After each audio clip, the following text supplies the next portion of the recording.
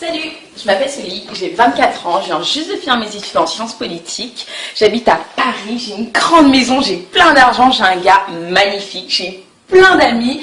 Bref, la vie de rêve, genre tous les week-ends en boîte parce que j'aime trop danser. Parce que je suis bien foutue, tout le monde me dit que je suis belle. Bref, la vie idéale. Mais j'ai un problème.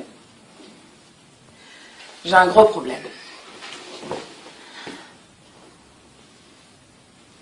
C'est ça mon problème.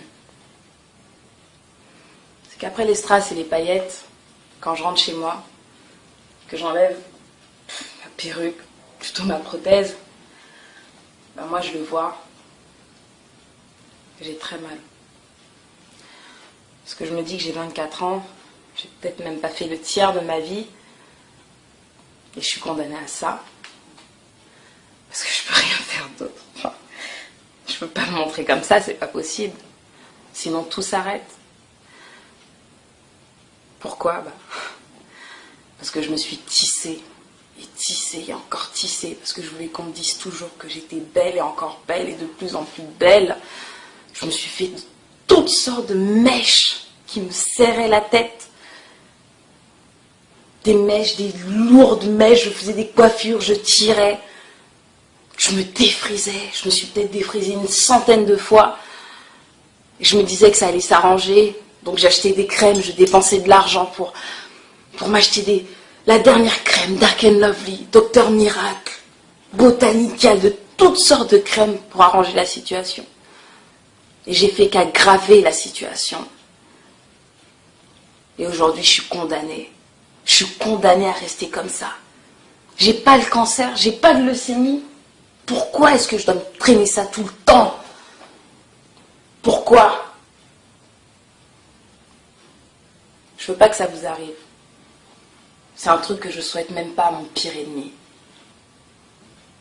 Alors faites attention à vos cheveux, parce que ça peut être indélébile. Voilà, donc la réalité de Soli, qui est certainement la réalité de millions de femmes noires qui sont dans le même chaos, dans la même souffrance. Hein.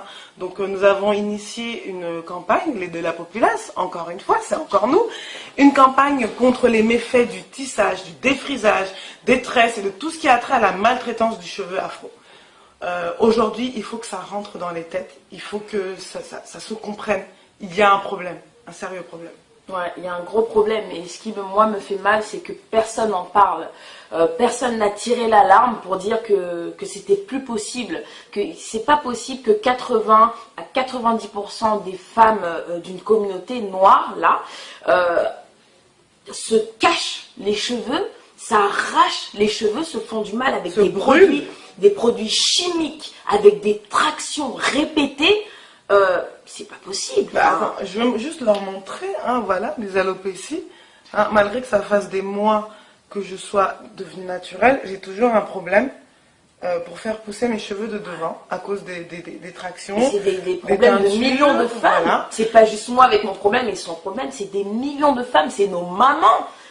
Des fois, il y a des mamans quand on voit leurs cheveux, mais ça donne envie de pleurer. C'est des enfants qui commencent à être chauves à 10 ans, 11 ans. C'est grave. On est clairement dans un déni. On est dans une souffrance. Dans un gros déni. Un gros déni. C'est-à-dire qu'on se dit, non, mais j'ai juste envie de changer de tête. Non, mais je fais ce que je veux. Oui, bien sûr, tu fais ce que tu veux. Là, tu fais ce que tu veux. Quand tu te caches la tête ou des tonnes de mèches, et quand tu te défrises, tu te brûles, tu te rends le cheveu tout plat. Nous avons des cadavres de cheveux sur la tête. Ouais. C'est pas des cheveux, non. Ce sont les cendres. C'est comme quand on brûle, ce qui reste, c'est ça. Et aujourd'hui, il faut qu'on arrête de faire semblant. Moi, en tout cas, je ne veux plus faire semblant. Quitte à brusquer ou blesser ou piquer ou énerver les gens, moi, je suis pas là pour faire plaisir. Ma cause, mon militantisme, mon engagement pour la cause afro, c'est pas le sourire ou le boost, un boost. Oh, je te booste, non. C'est pas pour ça que je le fais. Parce que demain, quand on aura une ribambelle de petites filles qui seront comme Naomi Campbell avec des rangées de déserts capillaires, moi, j'ai pas envie d'être là et d'avoir dit que je n'ai rien fait. Je vais me battre jusqu'à ce que ça passe. Si on peut le faire passer dans les écoles, si on peut le faire passer dans les pharmacies, on va le faire. On n'est pas là, c'est que le début de la campagne.